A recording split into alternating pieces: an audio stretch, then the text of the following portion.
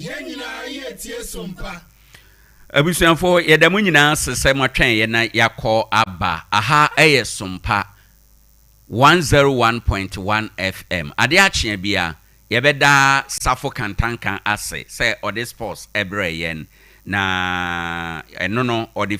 fikasiem sompa 106.5 FM Accra ɛna ɔde ɛbrɛ yɛn yɛwie ne saa no ntɛntɛm so a yɛbɛfa assetes na ɛnɛ me guest ewo studio ha yene no ebo nkomo no ene yebeko Achempem electoral area yene honorable assembly member owo eye Achempem electoral area honorable Michael Ansa oya me guest ewo studio ha anopay ye kwa akohwe the state of Achempem electoral area wo development etesen wo challenges eye de wo hia Niema ben o mabo modern niema ben o ewo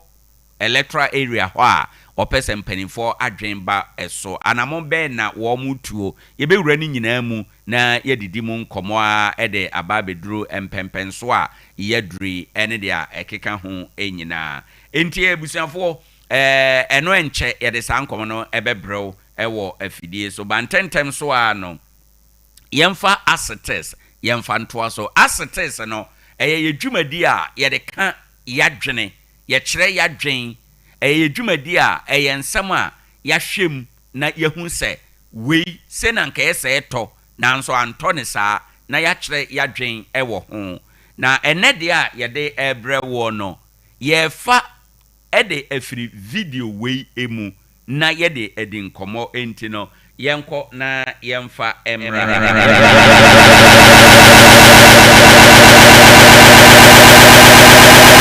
Okay. Right. Yeguswa yade eba na yatwaso ako yanim. What do you let me ask you a question and I want you to answer like a statesman. Yes. Because let me ask you a question and I want you to answer like a statesman. Yes. Because I believe based on what you have done you have reached that level and you should be able to answer. What do you think would happen to Ghana if John Mahama fails? But I'm not, you see, I want him to fail. I want my party to win the 2028 election. So you want him to fail? I don't want him to fail as in fail. Mm-hmm. But I know they can do, the NDC, the kind of things that I saw when we were in cabinet. The same Ghanaians in the NDC. So it will be transferred across there. But, I don't want Mahama to succeed as in succeeding. I want my party to win. That's not you thinking nationalistically. Oh, that's not you being patriotic. But do you think I want the NDC to remain in power after 2028? But what's the point of it coming to be general secretary? But you want the country to see progress. And of course, but everybody will come and do their bit. The Kufuor came and did his bit, Kufuor came and did his bit, Mahama, Mills, they all came and did their bit. But in terms of actual managing of this economy, I don't think the NDC has what it takes. 2020. Although my brother Atufor is the finance minister. He's doing a good job. I don't know people are saying so. Your dollars are showing so. Oh. But the people are not being paid. Who says so? Why have you not seen people demonstrating? People are not being paid. But you saw the next stuff like. Right. Enti ebusuafo sa video we na ye de ye assetes ene. Ba ma yemfa credit no ema yenuanum city news for omo na Omar Sanda na yes a interview no. Na otie questioner odema former MP na o say kire wadwen se oman ba kire wadwen se statesman na nadwen kire ne se ompese omampani Mahama ebeye successful opese omampani Mahama efeli said ebeye a ono ne party MPP ebetimi abewe ne akonwa sa asemi oye nadwen se obekire brofo no mu badabusiafo no kwasem ewom ni se brofo no se dia etie no sa na etie unya ka se opese ofeli nanso nye fail asin fail a eye brofo graduate for university for mo nkire yemu e kire sen English teacher for mo nkire yemu. I want President Mahama to fail but not fail as in fail e kire sen adwene no de kyerɛ sɛ opɛ President Mahama faili na wo party MPP nya kwan eba ne asetes so saa asɛm na yɛka na matudin sɛ when politics becomes petty, the danger in wishing a nation failure. Say ye bre amanyosɛm ase a nneɛma a ehu edema ɔman no te sɛ yɛhwehwɛ ne nkunimdie na hwe ase. In the first place, owura Eugene Antwi bosome nso a atwam ya na ɔyɛ member of parliament ɛma ɛwɔ MPP din mu. Na abusuafo no kwasɛm ɛwom ni sɛ saa asɛm oyɛ ɔkaayɛ no ɛmfa ho ne nkyerɛmu bia ɔbɛkyerɛ ɛntɔ asomo asɛm a waka no waka wɔso ɔpɛ President Mahama faili sɛ ɛbɛyɛ a ne party ebetime awe ne akonnwa. But on this program as it is yɛma owura Antwi ɛne wɔn a ɔmo dwene saa no nyinaa ahunu sɛ ewiase sɛ wa ma obi yiye yo anyɛ wo fa wo so nye ye da sɛ wa ma obi ye koduru anyɛ wo fa wo nye nkonkoduru da empanifo se sɛ wa ma obi antwa nkwa a wo ntwa na waba beduru baabia na ogina no ɛno na ebinom ka ne sɛ wa ma obi antwa nko na wo ntwa du whatever it is. Bottom line ɛne sɛ papa no kasa no kasa aye no eye kasa bi a ɛho nte ɛma Ghana eye kasa bi a in this time and age ɛwɔ ye politics mu enye kasa we na ye party eye kasa bi a ɛsɛ Ghana fo nyina no ye di ho ye yawo eye kasa bi a ɛsɛ MPP fo etwi nanim kasa da bi MPP fo ye nya konwa so a ye beba nanso nye saa kwan no ɛso na ye pese ye fa eba adan wo refi sɛ omampani Mahama efeli a enya Mahama na afeli o sɛ omampani Mahama anye successful ofeli na mamuo mu a ye na ye ho bɛkyere ye Ghana fo temamufo no ye na ye ho bɛkyere ye nkane abo bɛkɔsoro ye nsuo bo bɛkɔsoro ye electricity bɛkɔsoro enti sɛ omampani Mahama feli a eye Ghana na afeli na Ghana so feli a temamufo na yete o man mu no nea ofre yen ordinary Ghanaians no ye na ye be suffer. Enti for me and on this program as it is ye can nokre said ete no opani no wankasa ye kura matese sese oso ope general secretary abedi ewo MPP mu we na odibedi general secretary the MPP for mu okwantwa in the sense say party me one DC me one PP but aye nyina ene se ye de beba abenya aban to me na ye de aye o man ye ebio se wo bompa ye se wo ye MPP ni nya wo party na wo akonwa so enti o man no ni enkugu a na dia wo pese wo kire ne se o re afi se ye de o man ma wa amamwo ya ntoaso enkugo bia omampani Mahama ebedie no so odi nkugo ne na Ghana for kasa omampani Mahama di nkugo nti yensesa no na yemfa ma NPP mpo a NPP for mo ba omampani Mahama nkugo no ebema mo abre ebema mo be bransa na mo hunumanim enti mo so mo bre beso no mo be krakro no ne mfomso ene ne nkugo ne sinto na wie no ube se na mo so mo braso Ghana for beka se mo so mo ba ya mo ameye hwe eno ne ye ne ama eye emfie aduasan miense o se aduasan nie Ghana yete de ayete ya to aba ya change afri NDC akọ MPP ya afri MPP ko NDC ya afri NDC akọ MPP sa NDC bo na ye de ama MPP bo na ye de ama NDC ni nyina no o man Ghana yete se de ayete ye ntu mpon efi se amanyofo no adwere we ne hye omutim jomama na te akonwa so nti se me MPP ni na me wonimde me won susuye bi me bompa ye mpo a me mpa ya me bone se omampani Mahama oni nkuguo adentia se ye dwen sasa omanfo adente say ye dwen sase oman ma e ya asem bi Ghana fo nyina e wo say ye kasatia. And this statement no this month July ya and our year interview okan asem no. And I am surprised everybody is quiet on a statement of this nature. Obi aye quiet e wo ho. Enso ya asem bi edika etwa say ye kan na yanka hwan na beka. Enti ese MPP for kra mo condemn owura ne say opening kasasa yekuo MPP mu yen kasasa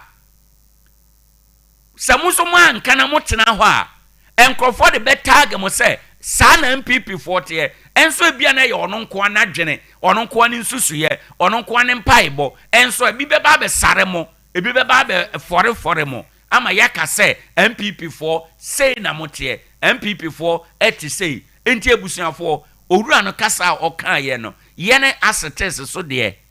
ye hu ni pefe say eye kasa bia antwa ye eye kasa bia ehonte eye kasa bia ye di ho ya fi say ye wo ye patriotic song bia ye to ye nwuma oman ne nwuma ya ye to no ebi o say ma oman hu hiaw Ghana man eye meno ye dia enti ma oman hu hiaw se o kompaibo a sere wunyankopon na fa Ghana hye ne nsa efi se oman no se beye yo se enye yo efiri mene wa se what you say o kompaibo a bompaye meme Methodist ye kwa sorry a omoma ye bompaye e de ma oman panimfo ye bompaye de ma oman no na makoka se NDC neti akonwa so nti John Mahama na ye president nti ye say yakwa sorry ye mompaye mfa ma oman no a me say enu nti no me mompaye no ebi. Unfortunately yes sir you are not serving God. Yes sir you are not patriotic. Yes sir you are not thinking nationally. Unchire bibi a kire say o dwen oman Ghana ho. Unchire bibi a kire say wo ye oman ba. Enti abusuafo ensam niema say ye ma ye ni bere na ye condemn statement of this nature and say nipa tese say owura antwi. A while ago enche bia o no ye member of parliament enti nipa we say de mrakoto nanim say ye nya enwen oman no ho a na dwen be kosan de na obedwene de na obeka eye unfortunate statement e was say obia e condemn ni statement na waka say ono bompaye say omampani Mahama be faili na ofelia na kire say ani PP4 anya kwan aba akonwa so. And who told you say Ghana for hia say MPP be say aba akonwa so? Who told you? Say see you know ye nim ne besi ade kye ne ye nim ane say ye wo mfie nan like it or not. Say wo peu say wo mpeu emfie nan e wo ye nim die eye ani DC ene ti akonwa so enti anopei yasama ye ka nyina ne se wo mpaye bia bebo a obo a bobi ma NDC aban se be ya ombenya anisuade hunu ombenya akomapa ombenya adwempa na ya dwen oman Ghana eho na yesisi ye de oman Ghana asiyie se be ya eso aba ebi be kan ye eno nti na mpanifo bu be se enkwan eyeda eta ano esabinom enkwan eyeda ta ano sabinom enti se obompaye se NDC enhwiase omampani Mahama na mamu enhwiase na ma MPP kwan na maba bedi akonwa eno kura no sade awodwe no enye guaranteed because so omampani Mahama di nkuguo kura mpo na se Ghana for say still ombeto abadi amandisi a ombeto abadi amandisi who becomes and who forms the next government no obi anim eyo onyame pe ena onim party a ebe form the next government ne anipa ka nyina de ye moma dwene eye munsusuye eye wishful thinking minyaya eye de awunyaya nanka abam but eno no so de eni wo nsam ewa awurade nsam awurade na be kire direction a any given point in time bia no party a obe form government na sɛ awurade so bɛtie wo mpaebɔ na wahyɛ ama watumi afɔme government a ɛgyina nneɛma bi te sesei so yɛ research ama yɛhu sɛ MPP nkugu a mudi ni 2020 ɛyɛ 4 abatoɔ mu yi dodoɔ na gyina nipa binom a element a ɛwɔ mo party mu wɔn anum kasa so wɔn anum kasa ɛne ne ma mudi nkuguo ɛnyɛ hwee o ɛne ne ma mudi nkuguo nipa anum kasa ɛne ne ma mudi nkuguo enti yɛbɛsrɛ sɛ efi na ɛkɔ sɛ wɔ MPP mu o wɔ NDC mu o ensɛm a yɛbie ya no ɛka no ɛwɔ sɛ yɛ measure ɛwɔ sɛ yɛhwɛ ne yie na nkɔfa ensɛm amfa amrɛ yɛn meka nipa anum kasa ɛma mudi nkuguo no kasa baako a ɛma MPP di nkuguo number 1 ɛyɛ Nana Adodankwa Akufo-Addo saa na ɔno no yɛ president wote na sɛm bi ɔka yɛ ɔkɔ Ashanti region hɔ baabi kɔyɛ radio interview ɛna ɔka kyerɛ nipa na ɛwɔ hɔ ne sɛ ɔmo bɛto aba ama na ɔmo nto a baabi ɔmpɛ bi ɔmo nto ɔmo aba nkɔ ɛyɛ one of kasa ɛhyɛ Ghana fo abufo bɛpɛm saa bere voter region hɔ baabi ensuo yiri fa nkrɔfoɔ ɔmampani timi hyɛ Ghana fo anim wan nyina sɛ ɔmampani ogyina sɛ party ni ɛkasa sɛ ɛka abatoɔ nko ade a nka memma ha efi sɛ moto maba monto mame hwan ne ka sɛ Ghana ni bi ekoto aba ɛyɛ automatic sɛ ɔyɛ president akonwa so a ɛyɛ sɛ yɛto aba ma wo party enti abusuafo me yes amfanto we nyina mo ahunu sɛ nipa num kasa politicians anum kasa sɛ ɛtɔfo mu a enyo obia ne gyae asɛm kyɛw enyo obia ne gyae ɔde asɛm kyɛ obi di saa sɛ we bɛhyɛ ne tim ɛde akɔto aba ɛde atia ani PP enti owura a ɔkan saa asɛm yi Eugene Entry we beg you sɛ wompɛ sɛ ɔman no bɛyɛ yi a the rest of us Ghana for there ye pese o man ye enti we don't pray so o man pani Mahama on faili na o failia out of ni failure no na NPP mu benya kwan aba akonwa so which of course enye guaranteed so o faili kura mpo a Ghana for beto aba amamo enye guaranteed enti we beg you going forward kasa of this nature Ghana for yempe ebi ate na eye kasa ɛho ente ɛmoa ɔman kabomu ɛmoa ɔman kankro ɔmoa ɔman kyekyereye ɛtwe ɔman san ɛyɛ ebegu egu kasa enti na kyerɛ sɛ amanyɔfo mo ɔman Ghana mu de mo nko am botom mo nko am yafunu ɛna mo dwen ho Ghana fo aka ne de you don't care sɛ wo o party back onwa so wo ye minister ana wo ye MP ana wo nya position bi na wudi na wo satisfy wo ho na Ghana fo aka nyina no yes so far you are good to go we are okay with it as it is dwumadie ne medin ede owo ahene echampon baby a yadri abusafo yade assetes no ebesi ha na yada empanifo ase wana oboa mayinimdi a yade ehhehye saa dwumadie na yatoa so yakọ yanim na at this point no yabe magika kan kire say ene me guest ewo studio ha enom no honorable assembly member edema Achampim honorable assembly member edema Achampim electoral area ewo ho eno yewura Michael Ansa honorable eka ni din ho yene no betena se yaba bedin komo yene no betena se na yadosuko yewura ne electoral area na yahwe yadidi ho nkomo kakra ente Achampimfo ene yabamo 9 eso eho ena yepese yenemo etwe nkomo ede efiri se beya bibia ebetume akoso kama ede amaye na fe ewia yato so efiri ho etume akọ yanim ti moma yenhye nso na yentume emmo sa nkomo itaw emfa emfiri eho enom ade ache bia aha eyesompa 101.1 FM Chief but over my microphone about on. That's right. Me bacho good morning. Good morning, Daddy. Na apo to say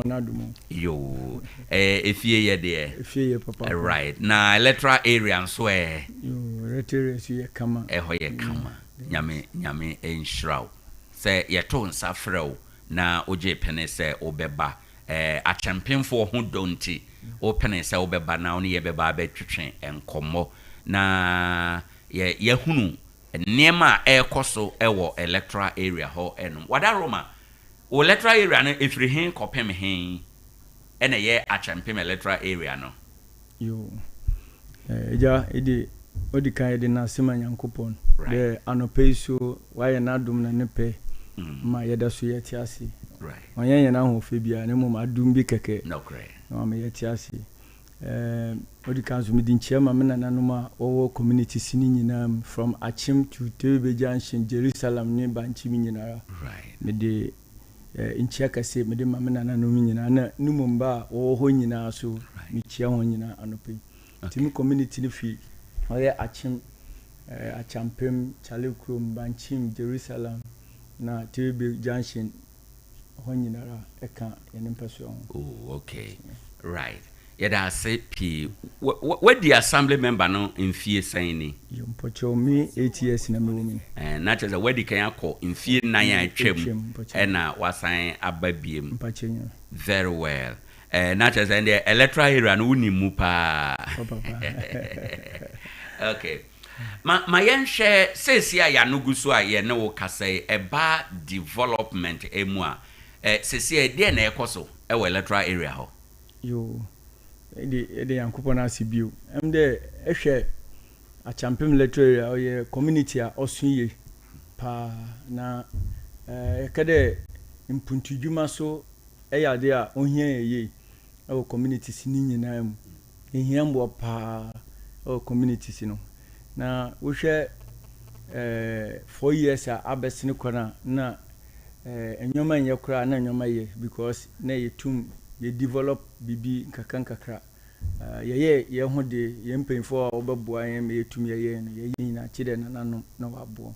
ti ye wo problem e wo nsasesem ti ama development no oma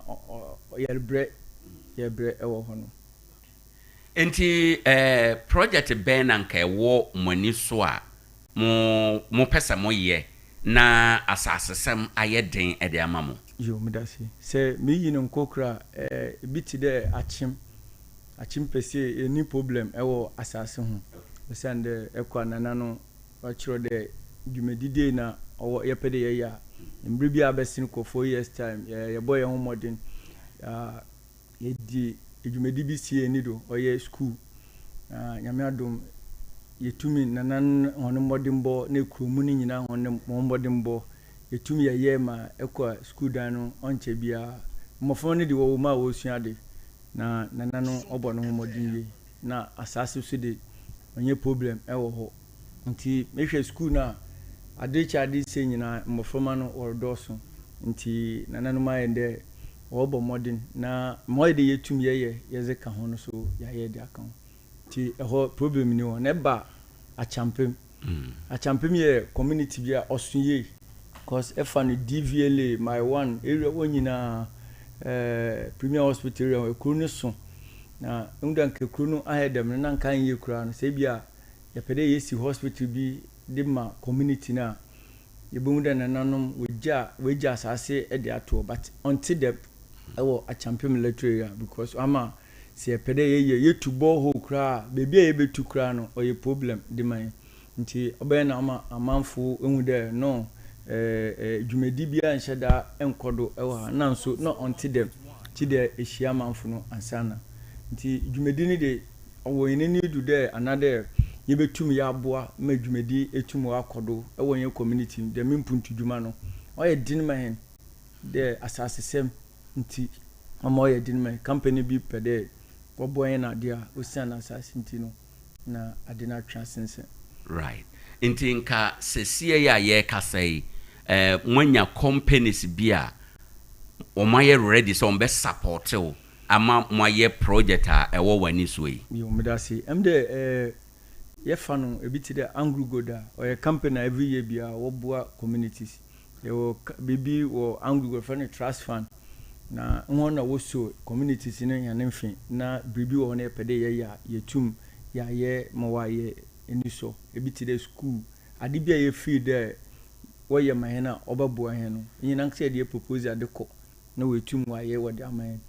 ti company ni de wo ho man every year bia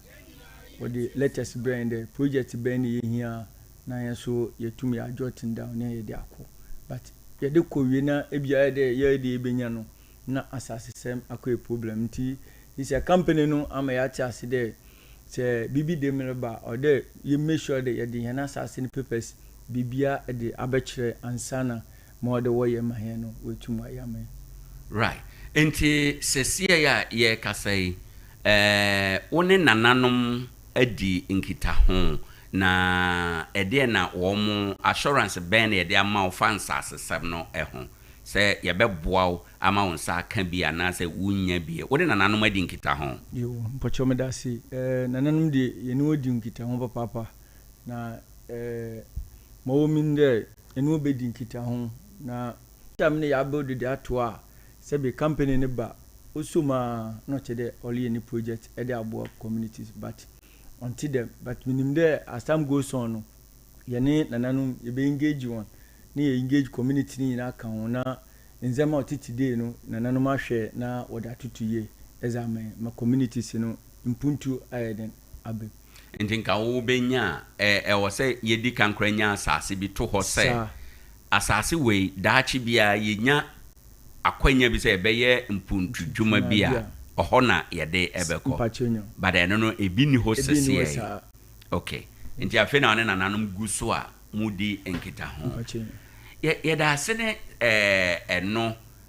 na chese eno no akoya kwansidie kakra ama mumpuntu no ntime nko show said I unya ya nanka wope ewo ho enom no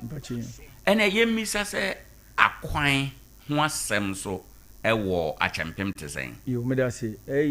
akwan ho asem wo achampem oye problem na mama kanda ehia from takrade na besin de kono se traffic echia achampem lecturer na yebre osande mbribi abesin ko be 4 years no onye company no woye man nemom individual wo community sinu na ye kan bom na ye contribute bibi ye tumi ye bypass efa achim road a ye bypass bi de ho efa oye community center nche tumi roma be pray oye hilltop ti ye hu de dem bypass a oti dem no oye de osum ye no buye a de everyday bia ye nsa otuma ye den okon na eja yena nkase timemfu na ye ho no ye problem usande se bibili sempo a ye nka ho asem ebi be kwa kaka no na wo ye hwan a ye beka dem asemu nanso oye timemini ana de oye Ghana ni di ade bi nde ye ya odo tumi ka ho asem nti dem bypass na oda dem new generation wode ba tamso no ye tutu ase de ye hiamboa bisa kwan no ye to no bo atakoma ankasa nti ye hia mboa ye betun ya mo aye mu trouble say onye asphalt mpo na everyday bia spend to be gudo another anwe bi gudo a ka bi nam do na tai onye problem na dia nka minya ne dema ka yebepe na mom ni na akoye sika 70 nde ka no okokrokra ba eja enye sika kakraba nye debia so na yebekọ individual say be what you tax na de you want to do by force there one boa wonya obeye na so ahode ni ofo ye ya kodu bebia na wapem me no kase the main area ho na last year you started bibi e ba this year mu na you started the road bi dida ekro ma de ye bombodin na ye de tutu ho ma say ahakra close betuma fa na epo ha efa na epo ha eja me no kase onye easy ye ni nyina no na binum so le encroachment woderba na oye ya ode ye pa de papa na binum so alko onim no na wale chwosan nti bypass de bi wa champem ye nanso encroachment ola onye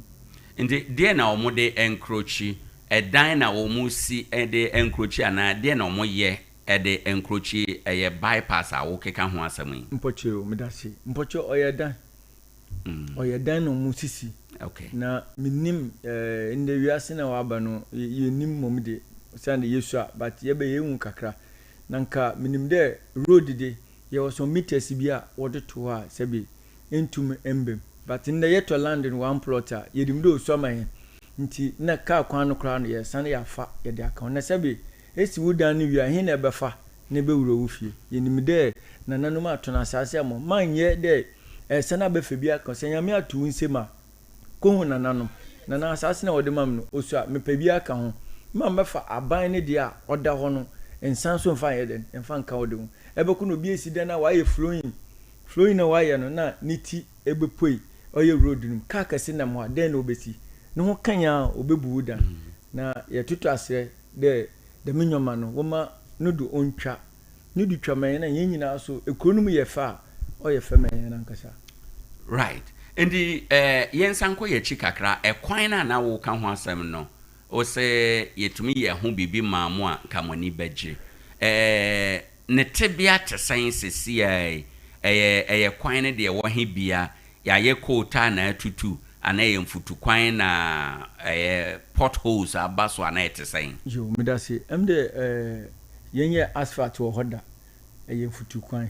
na eda ho na mom no ye twi boulders unse boulders so saboba no nano ye sharp onu bi ne ye twi ye wie na ye pair spento 10 trips na ira hofu na wakam ho me ye dem road na mo ye mutra nti unam so a ye kama but insuto na flooding ba na san atwe ahwe no efisu ti se imbo na ye hia ne se yetum ye top up ma ne ba so na this spento ni bi esa etoso ma ye mutra ba unam so a boba bia enwo utan. Okay. Waka akwan no bypass ahodo ewo ho a kamunya support a mubetime aye no. Me say assembly wo emfidi a abande ama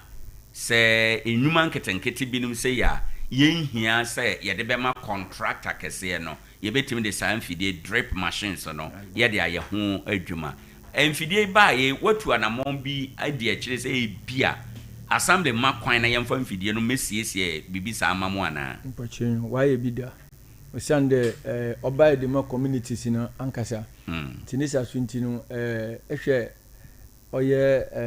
electoral area na odoso nti wacha nkanka bi ho no ma community entumi nya no full week because ehwe a champion electoral area ho no ma eja wo me 1 month kra communities ni entumi ye grading working kwekro no ayekase nti wacha nkanka mo asubiado se me kai de time wode man ye de koye adwuma oye Jerusalem hono ye de koye saa boulders ni bia ye de spento etoso emende saa kwan no yegusu aye de ye use nti wo hwe baby ti say a champem banchi mi inside wono edin machine ni ebenya no oedin wo chiche na de wankasa asemema no se etumina elobina etuminya ebetum de abewe adwuma nti nisa suntina wo chen eya nya so yetum ye ko high na ye de abefa achimuroda last week ya mu na mema grader ebe ya tu achim nti nya so ye ko high obi ne de na ye de abeye na ya ma GMC fo so abo anya kakra na ye de aye saa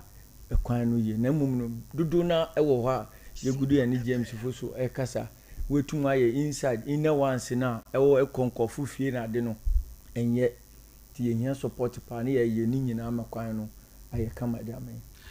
ye ka akwan asem de yemfa eye gutters and drainage yemfa embata ho na yenhwe ye ko eye achima wo electoral area ni nyina no eba no drainage a ehonsam tesen gata sem honsam tesen wo ho yo eja medase gata sem ye problem emahin na embe kakra oye last year no mu yina yetu ye ho si wo mpanifu bia wo area ho no oye achim road no ye form committee ye to nsafra on there hona wo nyina no wonboa na ekwan no onye because de bia etwa do a mo na elitwa no na okofu nanka ye momod yenye drainage ma ekwan no sebe ono no utwa so a ebeche kakra asende utwa ya na nso asen abefa ekwan no so enche wohwa nkofo yebeka se omo ejana bia nyamanyama enenam kwan no so a entweyi nti eboya homode ne yenya drainage abama ekuru no neatness no aye adwuma ede amen ewo a champion electoral nti ye problem ewo drainage system ho oboko no bi ebinum aka omo abom omo fie omo aye nti nka ne otu aso se no so oboa na ya ye nka se edwuma we di nka ebeka se eye nihe na nka se yesi ye dan no ye ne asede na mom no bibia na ye de ato aban no so se aban yema because we see dan a wunsuo no we waste water sin ebefa hin ni nyina no se fa drainage bi but won ye ya agua esa obi di nani kura ho a enye akono nti saa no ye bebo modern se drainage no ebeye dwuma ewo ho ma e de ahoto aba oka ahonedie asam yi de na memisao wo se sebe nkrofo agya nan enenam kwan no so ene ade eno no be kire mu sen eye ndia efiri nkrofo fie a ezesenka efa gata mu kro ena gata ni honti enenam ana se nkrofo hyeda eye agyanan no ewo politin mu na yabeto agu abonte de obroni beka se open defecation no eno ebe mu de we na wo ka ho asam yi yo medase meka nde abafo yene agyanan bia be ye friend biogas biofood those types because we waste water hina sefa because minim se wo yama nimpa na say we dig from na wo de abo egum na wo connect pipe no ehim but in the day no obia so emesi ni kura say onimiye na wa yama nimpa no enche ne nimpa ne konya problem because minim say first ni manhole no wutu a so many years ebi okwa be 5 years 6 years na won twen ye na nesa so nti ne yenye you say biogas biofood na aba ye wi waste water no eja wu twem kura wa connect pipe no ubehu say eja na yankasa na nemu a eba ebi oboko no gata wo udu Anglugold Junction a me de ho ye example Anglugold Junction omo right side ni nyina no omo eja na bia no eda gata no neja wo ye sa ye communal labor ubenya nkofo momo ejina gata no ma yedwuma unye nimpa momo njira minye sa yedwuma nti na ye kase wo ya so make sure say we be connect ye pipe no ahye fom mensuo no ano no but one ye ne dem na ejai na e connect na de beto e gata ni ma ye problem kofu obi ali twema enti sent papa ewo oye sa area ho no de bia nkofu di complain ba ye ko omoso ye na omo kakesa but minhu ne ekoso e hayen ye tu anamon ko environmental na de nyina di complain eko individuals or around what the complain eco environmental I say you to me put stop to it enyoma ebe kama e dia me community ahun didi de ehu hie pa e community right enti anamon no motu nyina no e de na yaka kire mo mokọ environmental for ho ekoka say na yehunu wo electoral area na omanfo apomuden ti monye hu bibi de na omoka kire mo yo yes e ye co environmental koto boss no ho ede yenini di nkomo se nyoma ekoso ye electoral ye ni nje hu nti yenyanya se o task force fm na omun hwe na omu put stop to what is going on that ye kan ampa ya chiche environmental funu ye wo community bia na ninimpa omoda ho ye sumomo mo ba but action no e wo fom o say se action wo sura mi se sa nyoma no nka abrase but action wo fom ninti no de bia no oh me pacho na nimpa no wetwa so oh me pacho mi ye bio wo be ko baba no na wasan ye the same thing nti de benda na ye besan ya ko enim de bia no ye ban nechi nti ye tutu ase community fu ni se ye ba nyoma bi atete sa no omo hwe na omo ntwi omo mfi sa nyoma num na kuro no ahondidi papa ye de embra kuro mo man ebia durum pempen so se e wo se mo de emra e hye nipa no e ma oye de wo sam oya na sa ebia du pempen su bia wo hwe sa le na mebodi na wo ba ase kakra embra bi mi ko adwuma mi du ho no na me yanko ba ko gina ono ka se honorable na me je so se hwe ejina nsu eto gidigidi ma ba doje ha se na sa container na esi ho no wo du obaka se mobile money container na e bola na omode ahye sa adinum in fact mi hu no mi bu free pa ma me ko nimpa no so e ho adam ka che madam ntade wo ye me ka cho plane mama ya be chiw boss e se me de famra kwan so me frɛ oye environmental boss ma na suma na akwala ko up to now me share that feedback the last time me say repeat say sa lady no se me hu action bia me ntwa so me pese ye de ne set example se yan ne sa obi asore ane ope no na obeye e community no ne wa wunim se wunyanko de seni suti ase na wodi bola asoma nsuo se onko no se nsuo na nko a wa aso na obedi aseme ma na atem wobedi na nanom atem wedi a president ni nyinara atem se na ekoso na wo negligent nti na wo de ye nyoma enkoye ti na ekoso na pese environment a omodi omna sifu na omotutu nyoma edimai right ya waken no the other leg ewo saa asem no ho eye ball ankasa nso ewura ankasa ye nso ye money nyina sanitation etesen yo me da say em say America krena tekunsu aye ball asem ye problem bi o ha ne ball kra sebi container eni ho odigu form nti se obi a wo beti flooding a wo fa Jerusalem area ho de bia flooding eba o sanse ne ye ball ye tugu no na eben oye nsuo hu nti sa nsuo no eto a etumi twi bia na ekosi oye drainage no ano nti yes quantity of water there offer no ntumi mfa na akochoki sa nti ne ye bre but nyamencha de MP buy no obeboa hen ama hen trucks 5 ama loader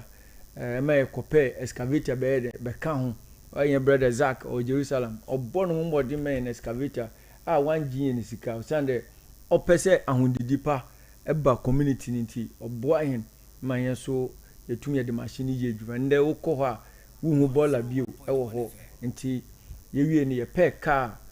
obetumi agege sa bola no nti every 2 days bia wo ma car no etumi kọ na wakọjeji bia bi obe 3 days na car no ko sande kroni doso okọ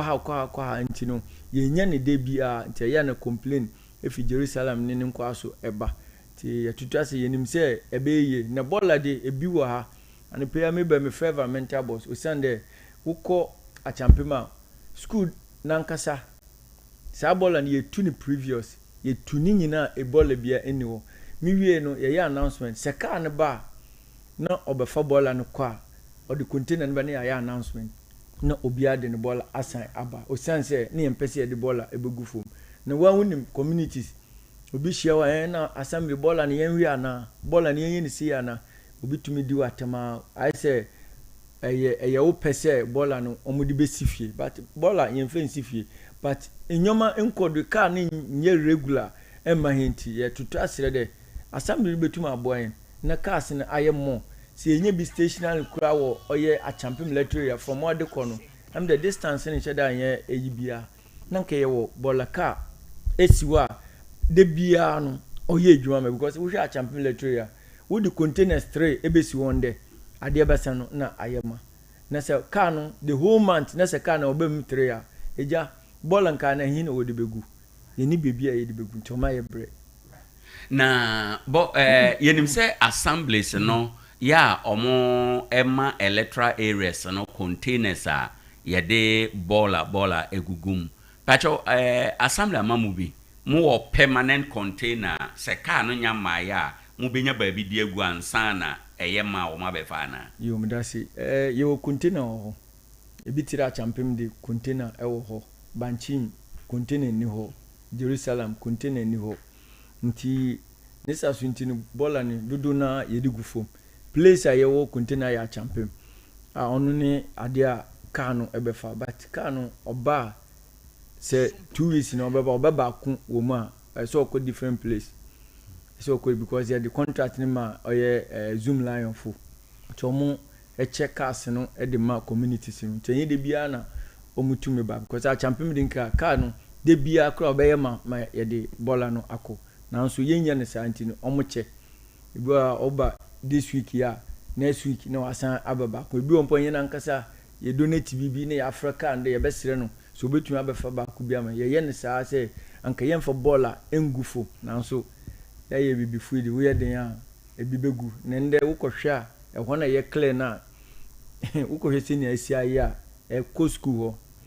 bola na e ko school ho nti e problem ho right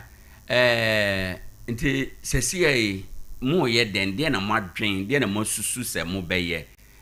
ɛde ahwɛ sɛ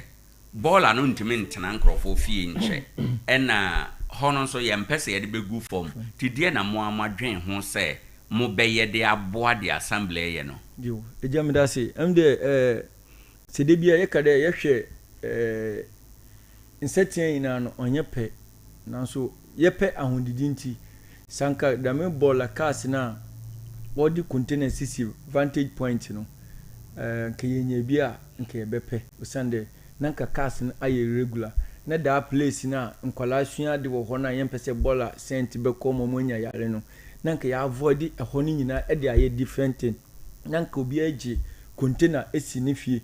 na ɛyɛ ma car no ba wetu bibi kakra na car no etumi ɛde akɔ me hu sɛ nka ɔno so ɛbɛboa yɛn ɛwɔ ɔyɛ achampem electoral area na mmom no cars no nyɛ regular nkɔfo nya wɔbɛyɛ ne saa nanso ɔnyɛ regular ne nti ɛyɛ ɔmo suo sɛ ɔmo bɛgye container ne so wotwam a wofa achim road wobɛhu sɛ China food wɔ bɔɔla pa egu ɔno ɔmo de ama obi nanso ɔnyɛ n'adwuma wosan ne car no bibi tumi tu ne nti no ɛyɛ ɔnyɛ regular nti ɔno ma esuo kakra hɔ na mmom Mr. Damte ɔyɛ environmental boss I show in there cars eba nti ate sɛ 2 bi o sɛ 1 bi edi kana ɔyɛ adwuma pa nti ɛbɛsrɛ no sɛ containers no ɔmboa yɛn ne mfe bi yɛ de nsisi baby a obetum aboa na car no ba abafa ɛde amen ka bɛboa yɛn moto ball go free ɛwɔ achempem ana sɛ motua sika kakra me bisa we fi sɛ unuanom assembly members binom aba program so kyerɛ sɛ ɔmo hɔ no ɔmo gye bibi kakra ɛno ne yɛde manage ɛyɛ baabi a yɛto go no mo hɔ de ne te sɛn yo jamedasi ni nyina yɛgye sika bebia otu ball egu bia no yɛwɔ obi wɔ hɔ a ɔgyegye sika na ɔde boa ɔyɛ community no saa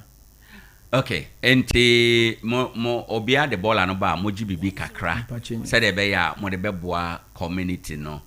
ɛyɛ wobɛtumi aka sɛ sika no free bra mo sha ase mo gye no emfaso obi aba so ama mo de aye bibi aboa community na wobɛtindo nsa si obu aka sɛ saa de no kora yɛ ade a wani gye ho pa jo ejamedase ɛyɛ edu saa place here na emu ayɛ wirom kakra osande maka sɛ saa enyoma no ɛyɛ at times mbɛti sɛ o nananom ni nanani asɛmema bi enyantawantawo wɔ bola anase janabia ho sɛbe ye nananom di nkasa anyoma we ɔmo nkɔ ho nanso ebinum deɛ ɔmo kɔ ho nti wa wobɛhwɛ no na sikasɛm no akɔyɛ bibia wɔ ho bibia bɛfa no kra no wo a wonhu me ame no kase me community bia ne wɔn ma me kɔ kɔgye bola sika sande enye ma sɛde ɛyɛ committee ɔmo adwuma sɛbe adwuma wontumi ngini nyina mbɔwo ɛyɛ committee ɔmo adwuma but ɔmo yɛ accountability the account system de yɛtumi frɛ na watene but none of committee ni a me ne wɔn anante me nhyio bia me yan account da osande wo frɛ ɔmo a ɛyɛ civil na because of sika no ɔmo ankasa ɔmo di ne nti ɔmo mpɛ sɛ wo ka no kura na ɛyɛ ebinum a na asɛm ma wo yɛ sei wo pɛ sɛ ade no dabi sika na ɛnyɛ wo dia ɛnyɛ asɛm ma wo dia yɛ de yɛ mpuntudwuma sɛbe anke yɛ di saa sika no bi kura tu bɔ ho a nka nkyɛn but since ameba yɛn fa saa sika no bi mpo ɛmbɔ bre bia sika no po ko bi sɛ bi nda hɔ na ade na mo gyae ama ɛkɔso ɔmo gye sika no a botae ne sɛ yɛbɛgye aboa no yɛde bɛyɛ community ne yɛ ɔmo gye na ebi nna hɔ de ade na ɔmo guso gye ejamedase ɔnti na meka nananom wɔn yɛ at times me pɛ dɛ nananom issue no meka ho asɛm bebree because nananom boawa saa nsɛm wɔ nyinaa no entumi ensi osan sɛ ekurowura wɔ hɔ ma bɛyɛ complain na makurowura sɛbe ejana bia ne bɔlɛ sika kakra yɛnya na ɔno asi yɛtumi develop bibiwa sɛbe ejana bia na nyɛ kora saa sika no esi yɛtumi de to fapem bi edu bebi na obi beso yɛn na so bu oh community free another asem member na nkɔfo ya wo bai adwuma ɔmo yɛ no ɛso ani osande sɛ ahoden wo fom kra kakra no munya no ɔmo de erezi bibi but none of them unya kobo sika so pɛ na ɔmo ne wa ha ɔmo no me ma brepa wo saa enyoma because ɔmo mpɛ no kranti no wo kɔka pɛ yɛse wumbuade no mo a committee no mentwa no hwanom na mpen saa nokore na wo kan committee no mo hwe saa enwoma no so na say assembly this month and every 3 months you dey account you wey dey kwhia amanfo no ebi nsi da community that's why you pushi na dey akoma nana no den ka nana no be fresh ankofo no watwe omo aso bebi say e dey omo fa no e dey omo afa but wo kwa nana no minim. But honorable say ye omanfo sika ye nyina ye nim say ye say ye nyina ye koto ball agu a ye ntua bibi kakra na ye boa no a ye de aye ye nyina ye ho ye na ye be ye ni nyina ye be boa no awie na ye nhunu ba bia sika no be fa ne de sebe mpanifo manima e ya ye kro no ade na ye hwa amana koso vi say committee for no e hyewo assembly na say wo assembly man wase omo no na ye adwuma bom e na wo so wo na wo da committee for ene nananom entam ade na wahwa amasa ade na koso bedu sabre yo ja me da sibio am the academy previous 4 years abesin ko no mituisa na mo no na ona meka nananom asem me yampo ende assembly wo ye wo court wo ye PRCC edisa dwuma no ho bibi na enkoyi na wo de omo akọ me de committee fu ko me de omo zonal council we sande nyoma omo ye no oma obi hia wa na nanu pese otia we sande woji boleska anya asem ma na woji but committee fuji no mu hu adibia wo ho a wonye benefit bi amfi ma eya na eyeya se mu gusu a moji ke je mu no bia dikogu bebi opa nkan so odo but yempe ne santi no ya mo bi ti ho nipa ni de befi ni pem aba ya jini sika beji kra no etumi shi nipa ni yem ebi e bola kakra bi na ya ji 5 cedi na wo be ya account de ebi o the whole month na 400 Ghana cedi bola the whole month na community bi 400 cedi per na nipa na oti ho no na de turn ade we bue store heavy no do turn ade. Right, honorable, asemi de minim say community for electoral area for kra wo enya omode. Sir. Enya omode say kosa ntino I think say wo say wo ye hu bibi. E na wo say wo de akọ public relation complaint committee anim.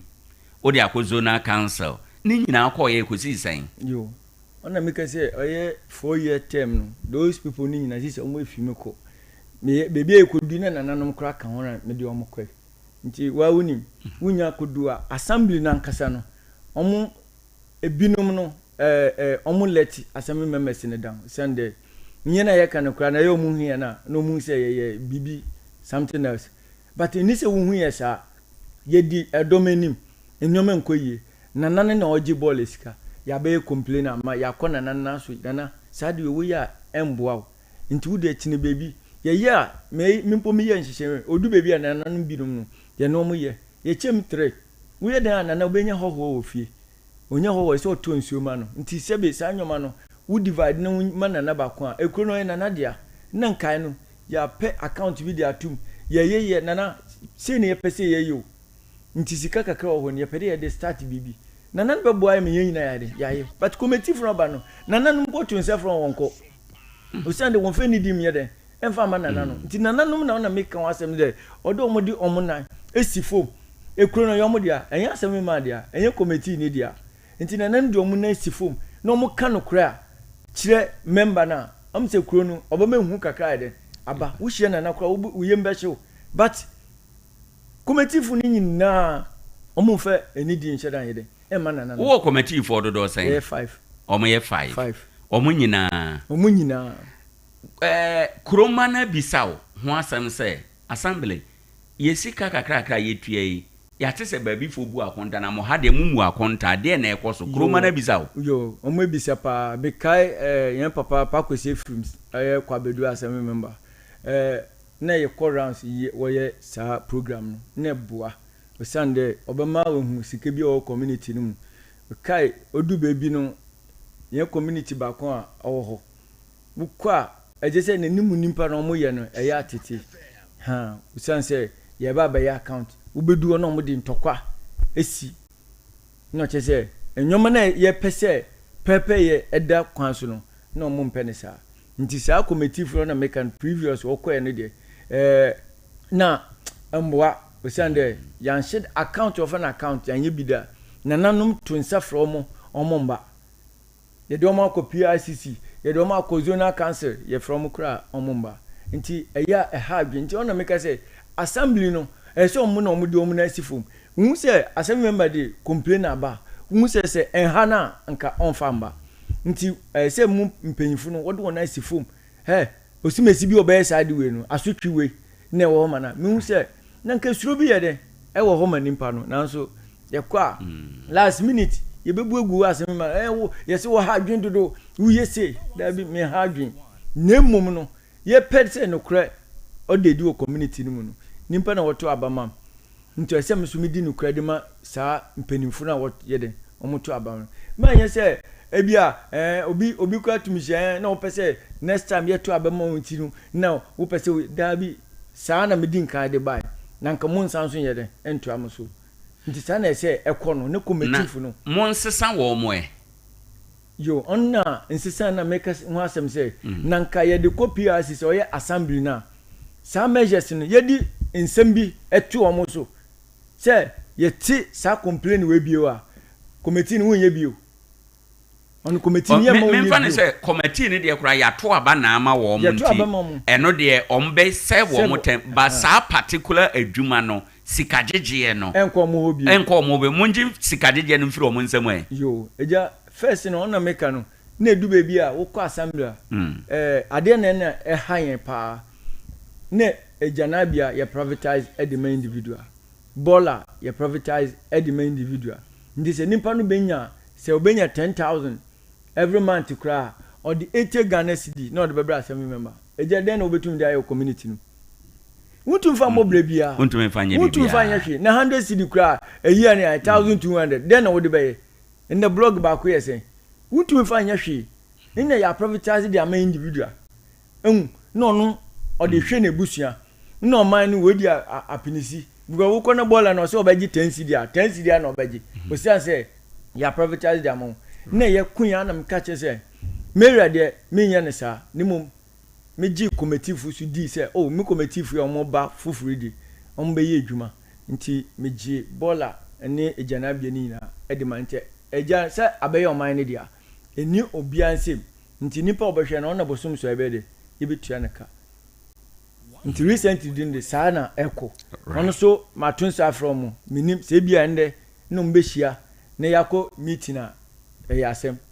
o se mo ye accounts no 3 months nti no o de yemfa ne se dada na twam ye ba 2025 yi no bosom nsia a yawura enso emui se ye hia 3 months kranka ye be hia mpre no motima hia ba konkora o da bida mi ankesi ma force ma from sa omumba obiamba omo so omo ye omo edwuma omo ko round say ye ne on pese omo ye but obiamba me ntumi enhia me from ma from mitumi hia omo eja den na mo ye sei mo mbra ne enti na fom kakra ye nya no ye nye bibi no china community no nsi ampa omo sika na omo gigi wo no sei na ye de aye omo ye wabo kuruma na mane se bia wa confirmation center eso ana te se dia ne waba radio so a ye kan wo ka ho asem yi wabo omanfo na mane se abusuafo adwene a ye de ye ade wei enie na ye hwe ni mu se wei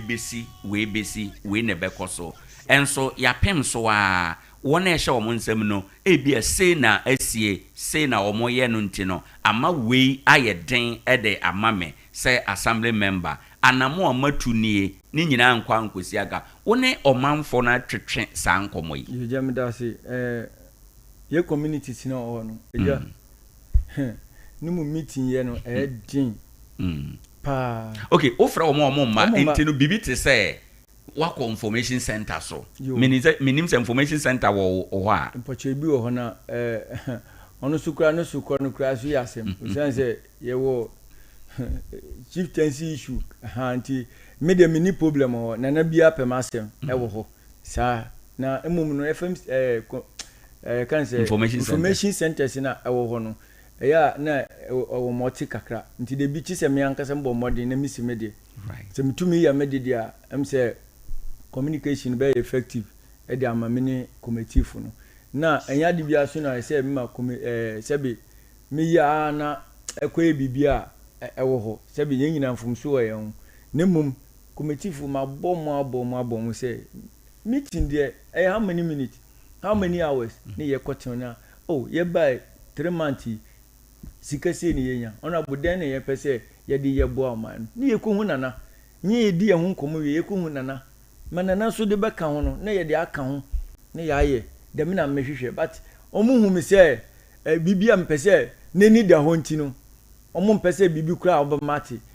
last time it say omu koye adwuma bi omu ankwanche mu akọ high baku se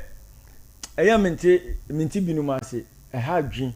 eje ha dwen pa nti obeka se omama adwuma ne ye aye woden papa adwuma na ne ye no ayam di na me sukura na mete ha no me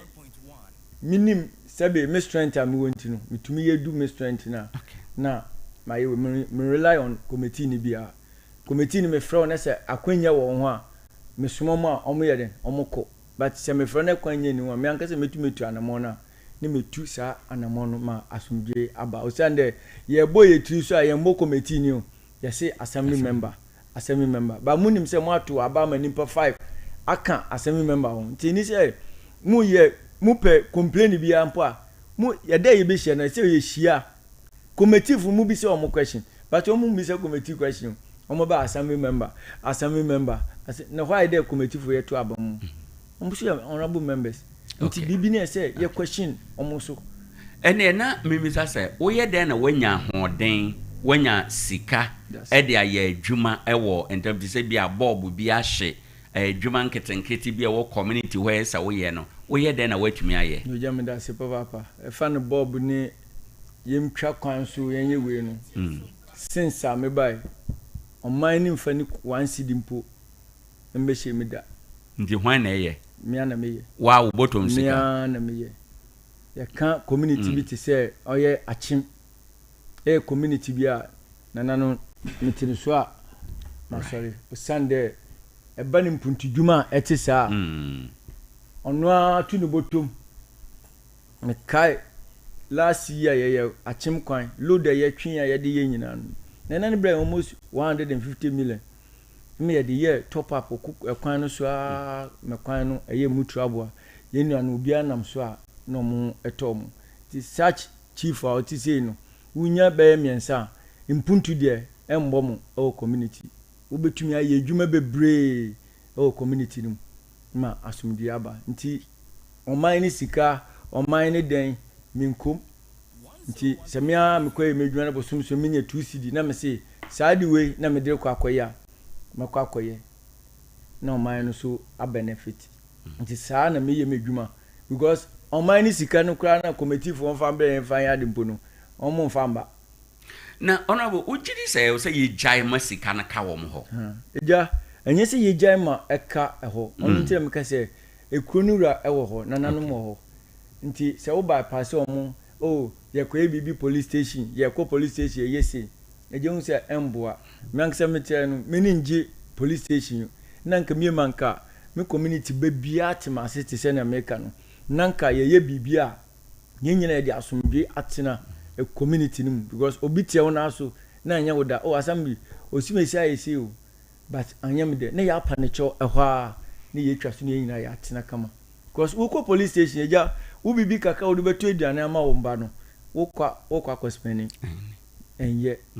nanka first no yesusu awo ba na ehu ye mpanyimfo se assembly to kroma na nanom na omotena ase na omoka but in there I say anybody na ye too much nti bibia police station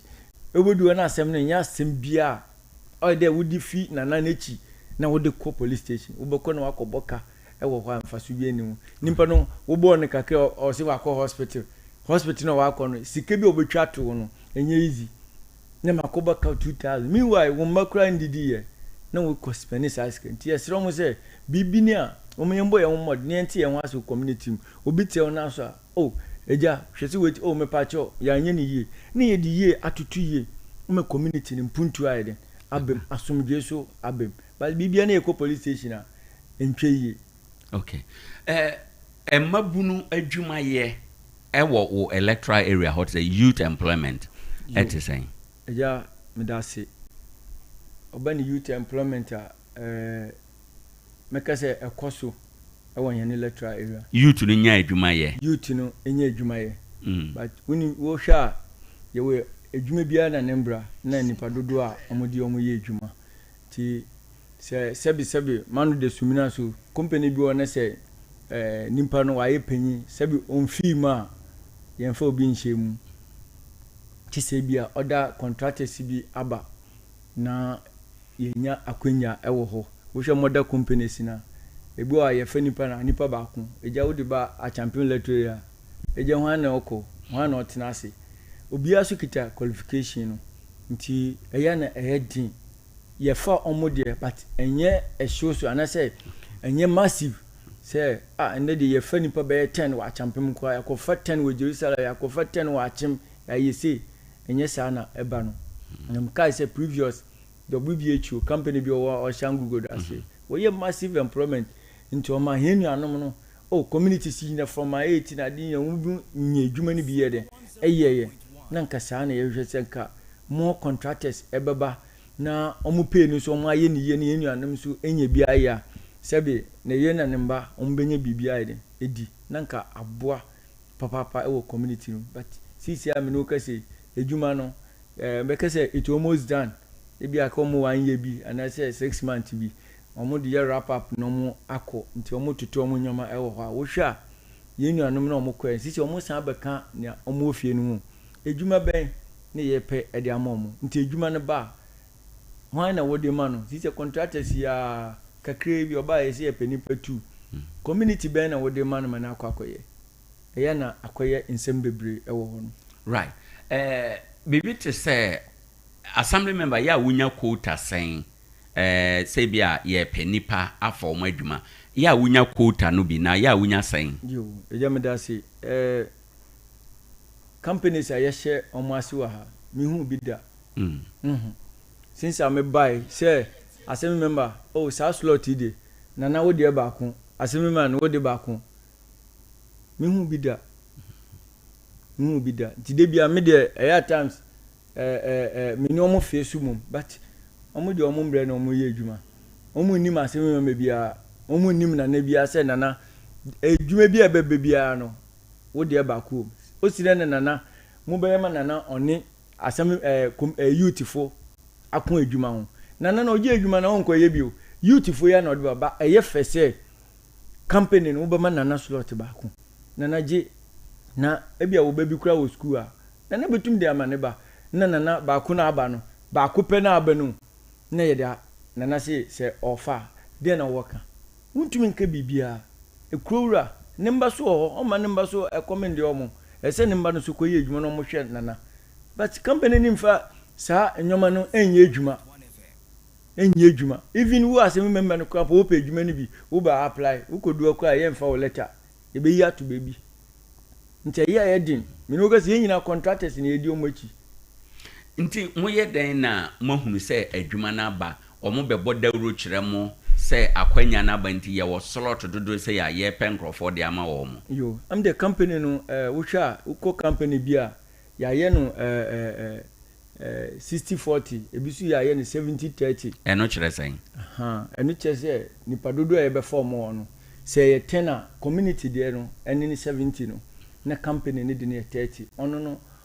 the whole Ghana obi atum ye den apply but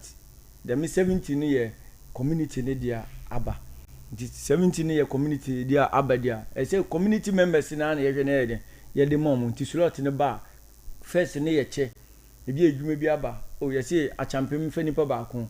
banchi mfa ba ko chaleku mfa ba ko Jerusalem mfa ba ko a champion sa na omo eye sa adwuma no ti wo hwa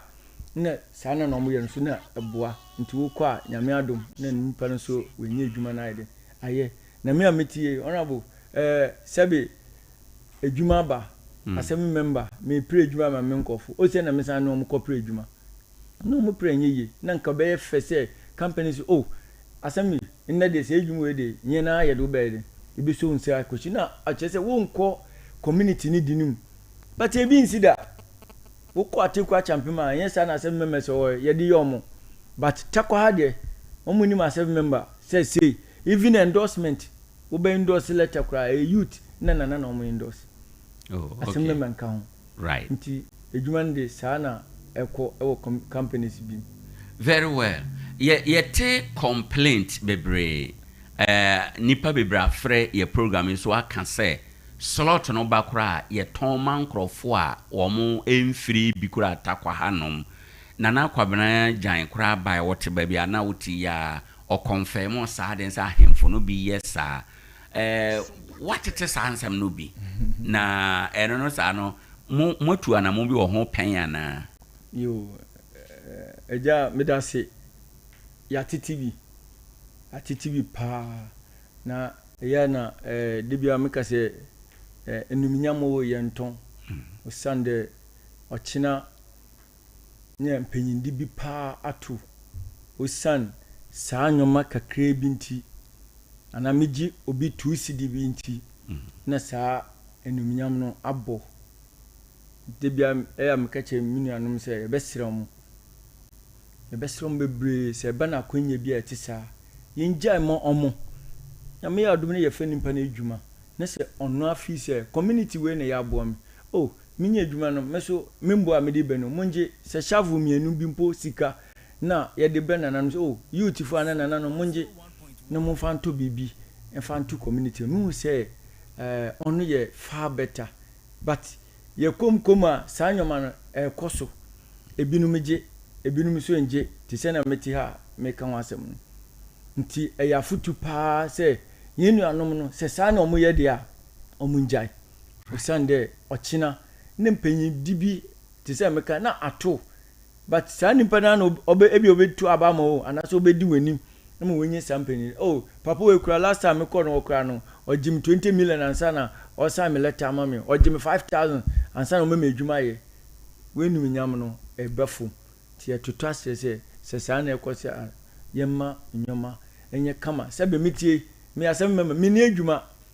yen nyina ye ko plead na ya me yenu anom enye adwuma ye ndi se obi ba ho a se wo san ma no na onye adwuma ye wonim se adwuma no ebeboa na se wa community member no na wo de member no aya sebe oti kronum bi oba na se wo de man no make sure that sebe oye communal labor si se bi mo kwa ye hwe wo on my card no kura se on my card wo tue bi ye bibi o community wo ye bi ansa ye de be ma wa ye de ama ndi sa nyoma no na ekoso ti etutu asere se ye ma sa sika sem no ne do ntwa ne ye ma pepe ye enye adwuma ye hwe wo man card no hu se ampa wo contribute anase wo youth ni ma ni de adwuma no ma wa fair enough ti se na oka no obi wo kura onfi wo de adwuma no ma no wie na onye adwuma no wie na ekro no wetu afim usan se penyin bi we adwuma mu na wa ma na tip off oh kotena sa community we mu wo benye adwuma onye adwuma no wie a pa na wetu afiro but kai hu se adwuma no so onye oni ho de bia redundancy to me see o nde de adwuma na asa obi ankofie but foforo baba na community man ye de wan ho ba baba to omo se omo sa nyoma no na ma ejinja ebinum anase ma omojeje sa ademude no nti ebompa ese sa nyoma no nyame bekan na akoma na dem nyoma ni nyina no ye jai efiro se ye nji obi sika anse yakopa edwuma ade amano right yen hwe security nsam kakra wo electoral area ho enom ba kronobo ne nneema nketenkete bia de na wo hu se ye mu security threat yo medase mc youth na yewo communities no wo ba community na nkase pese ya minkase nwifuo ewo ho anasisi anam dika first no obi ba krom foforo na opedan kra higher ye de no kwakire nana na mpanimfo ansane ya edan ye nana de o anada asem memadia but ye de no ko nana no mo osan ochine bi aseminti ne de omo akọ na ye no omo oh nana bede ana mami obeje medan o ofiyin fa ofi kuro we so ne ya pani panyin ba ku bi o ne afre no mami osimesi obeje medan o si ofia eye no kure ne wuni mpa no sese na nananom ehu ne hu ampa oche bibi ni a yetumi atunsafo but inde entisa obiara ne yaje no ko ye community ye kase Nigeria fo nya nipa o omo ye nipa omo kan ye ho nya so yetumi ko Nigeria kwateno wodi ko communities aye Nigeria fo son aye afafredom son na ye nyina ye wo community obi hu bone kura ontumi enka obi hu se ni osimesi oyade we pa metumi abo nipa na se kan kura ni chemi nipa we oye sese wa ha o se onka bibia amfa ho na nipa no so de kromo odi bone so e de be hye wan e de be hye kromafo nti kromeni no hu bone na ka na nipa no se be yi na fi kromo a na ye yi na fi kromo na ade asomdue aba uboko ese o sa community we de omo ye nwifo pa nwifo no wai uboko no na ntisa ahoho na omo abetirim no na omo bo sabra nti etutu asere won ahoho no so ebi nya basabasa ba uboko community na bi ne ba na lankase fi ho na no so ne nsa eha no nti etutu asese de menwoma ni nyina no ye pese ofi ho so ofi ho de a ye be sire ye ne bambofo na wo boye ho ban no me kai se ekunkun bi si oye DVL last year no ye twobi ni ti ewo ho ni nyina no sebe ni ntweye taxi driver wa fa no dropping de na wa ye we kuna to obi ni sofu mame ye nkai won abusuafo fa nchem de menwoma ni nyina akoso but uboko sa area ho no na bone ekoso obi esi ni dan ubetan se obi ekotwetwa na condition lines ni na odeko condition ne bu ye din na nipa na aboka koto sa anwum ne wudi just a minute just an hour ne we kotutu sa anwum na odeko tu pese nipa no ye de de na mo ye si ano onna meka ne ye be ye si ano se ye be sire am se MC abe sebe na so oti asem papa hene mpisuti oti hene asem nti me ye kan nyina nde ye be security no aye tight community bi ti sa champion a group se ye nya se tumi nya police station kura ewo ho emesa anyoma na ekoso no eba fom because ye be ku obi embibi Mary awofo no mo ye se main gate na ho no omo be ye security eyi wo ho barrier wo ho wo a woti ho ne ye be mo kiss ye be boni ya mo kiss but sebi obi yare na traffic bi abrock na edu na se obi ani wa nipa no obetumi ahwere ne nkwa ne saso enti no ye hold sa enyoma no because na enyoma ekoso ho na ye time ekwan so de obebre obetumi fa na wepi a fa na wepi na se wo ye security post a sika ben ye benya de tua sankofo no so eka nti eya ye din mo be hia volunteer for ye benya volunteer for na wadwen ho se mo be pe bibisa e de aboa Sabra police station any hoy that's it am the mbribi ye tusa anamon ma ye invite police ni bako ye de no ko okase obebi share ampa oba community room no du ono ade anana no de ye no nana no pampame police ni ma no koy se wa ye den se oba no wentumi amfa letter ambra nana sebe minim say ni di kwan so letter eye adwuma pa a kire eni so na police ni so tu me as assembly member mam ko hu nana no say na police fo no adwen won se ha no nkofo ha yen nti pese be protect ekonuma nti oni nana na nimpemfu obe engage won ansana na manana beka no wetumi akoye ho letter ba nana no kwa mana nkasa kra tutu no ho ma no rough off na me panic choma no koy nti nimse nyoma be ye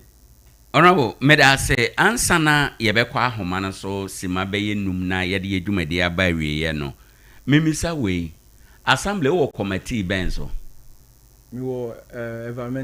environmental committee na agric okay small scale nti mo adwuma ne sai yo ye adwuma ne say ahondidi ya na meka ho asemi oni dikan ese ye ma ahondidi pa eba community ti se ne ye ken se academy ni ho a wo board no so de na obeye de bia wo di proposal abeko nso na bibia yen de embai ti se ye kan ne hia trucks a obetumi a convince abola ni nyina efi all the communities no na asomdwe aba ni na yegusu a ye ho adwuma ti me be ya na meka no environmental fo edin komo pa se de menwoma ni nyina si ye ma efi ho yen nyina so ye ho betoyen obi nkoto ball and two baby na sɛbe panyin bi nkɔ yi mfa nkɔto yie anasese sɛ sɛ yɛ pɛsɛ ahondidi pa ɛkɔ so ti saa nyoma ni na egu so ayɛ yɛ adwuma enema mmiɛnsa bɛn na utumi yɛ sɛ assemblyman na wankɔ assembly bi okura wo ho bɛdwo wakoma bɛtɔ yɛm odasi odikan ɛkɔyɛ ahondidi pa woyɛ yɛyɛ sɛ adwuma wo ya m'ani bɛgye paa sɛbi obiara pɛ legacy na ogya ato saa na sɛ wontumi achieve saa nyoma na ɛyɛ di na woba no yɛhu mfaso bia ɛwɔ so nti sɛ community engagement no ɛkɔ so a ɛbɛma nyoma ɛtete saa no so abɛfo nti menim sɛ as time goes on yɛbɛyɛ sɛ adwuma no 2 me community roads m'ani bɛgye sɛ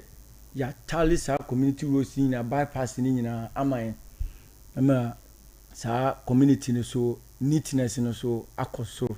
na drivers no so se bibi ni a omu ndi traffic ma enche omu fa ha na omu fa ha na ko last one eye asomdwe miye manka yenti se nanani we nye se chieftaincy issues miye ma nka the mafi we mpo bekɔ ewie no na nana bia hye nana bia odensa tu nsɛyem ma asomdwe aba all the communities enije so abem ema nananom etuma afrɛ ɔman no ehia saa nyoma nti nananom ntumi nhia ɔman no me so me ya assembly member enye sɛ de bia me bom communal labor anase mekase ye wo meeting na nana bia metirema me hu sɛ manfɛ ni di ama nana do mabɔ nana no amande susu ampa nanso de me nyoma no chieftaincy issues nti ɛya na okwa na ye issue nti ɛsɛ nyame bɛ ya dom nyame bɛ kana nanom hona akoma ma asomdwe a yehia wɔ nyama Ghana ɛne ɔyɛ electoral area ni mu no so wa ye dwuma da me kameni bɛgye pa okay yedi nkomo nyina mente dia waka sɛ assembly abɛyɛ wei ama me assembly so afibia na abama no foto common fund a ɔde yɛ mpuntudwuma ɔyɛ ne medium term plans na ne ɛkeka ho nyina die na assembly ankasa nso ayɛ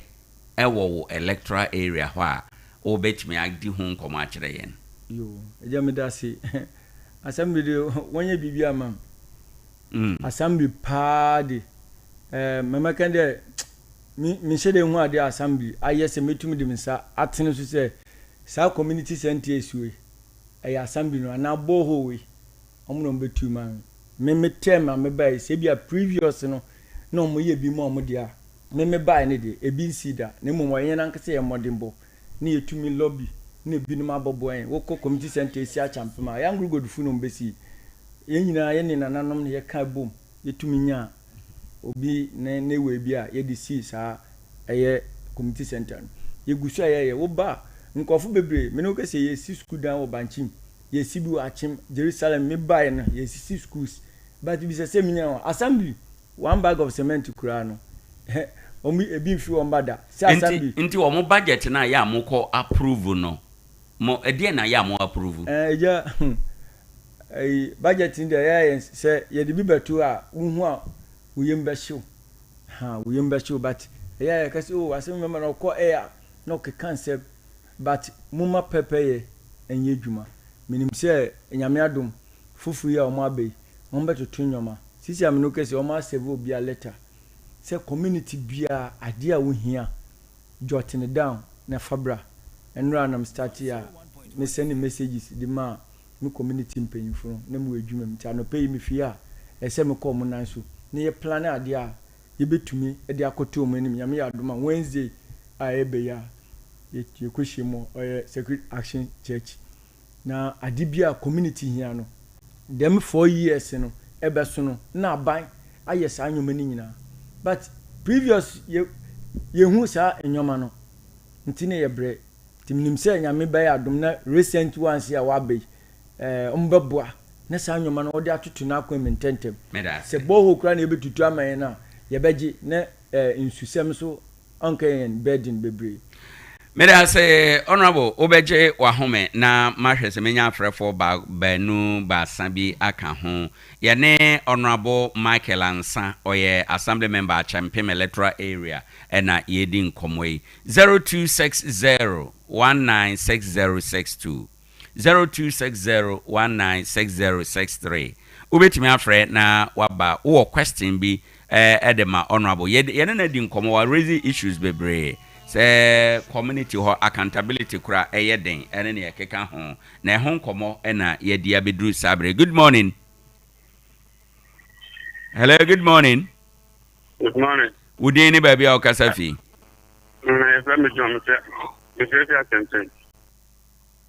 Udini baby o kasafi. O so kasafi hen. Attention. Sorry, wantimi nyina. Ubetimi afre na nso waba. Okay, good morning. Sorry, so wantimi nyina. 0260 196062 0260 196063 ubetimi afre na wawuram nkomo ayedi wo mu asem ya pese ye kire mu ana wo mu nkanfo aso a wo kanfo honorable de so eno nso ekwan ewo ho. Good morning. Udeni baby akasafi. Udeni salvation akasafi a champion. Meda say my inti opening. Yeah, and a video that honorable and the Wakasa Bible. But the airport artists and champion, how to breathe our champion. And so we shall not champion about land. Super noble champion. I champion so problems will in land and issues. And there's a share champion community now. Your companies be pre on you be some say you can claim and we share this our we are good free man. Companies are our champion for so many years of my champion. Oko companies no one don't want champion no one nipa baako pe.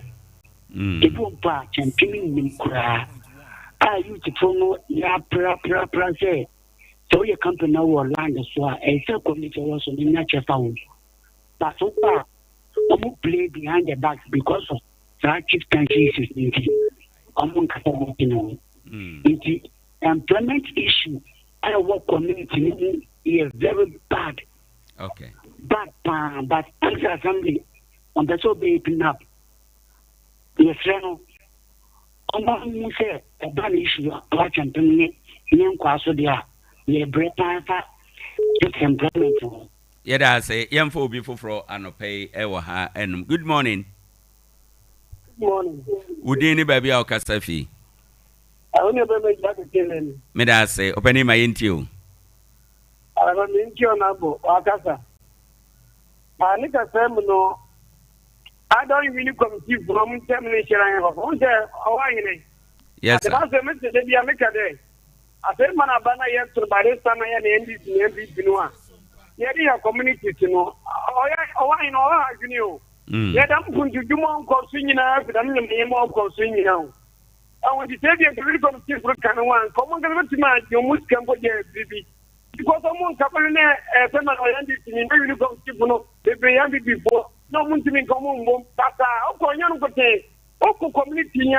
let's say, the man will look at those. I know the papa. I want to know now. I just got better damn this machine. Who's the time so now? Would you run to Roma? You know, I'm training more petty. I'm going to get this machine to me. You have a time to be a target to see anyone. Yes, me, don't you mean for what they see attempting banking. I banking one. And she's almost to me the damn different cases that I'm going on as well. I'm going to now. I enjoy another man and I'm going to come.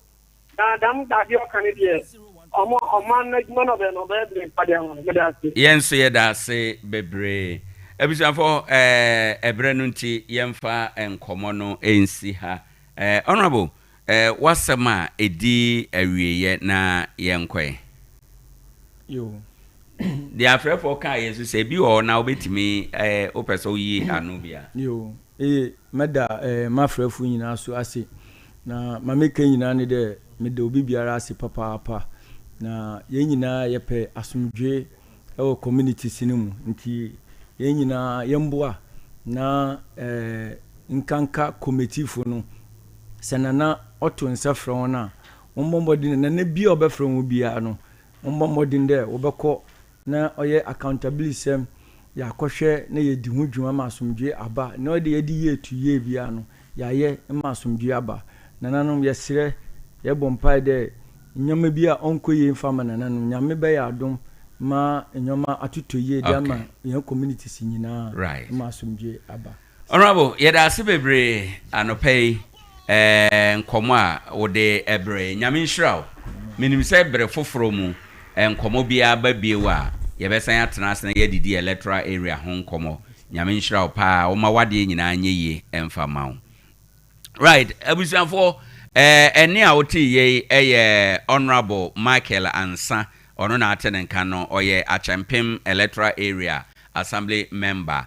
yede usi na ye koyi no na yede aseda PCA ma Isaaco Enterprise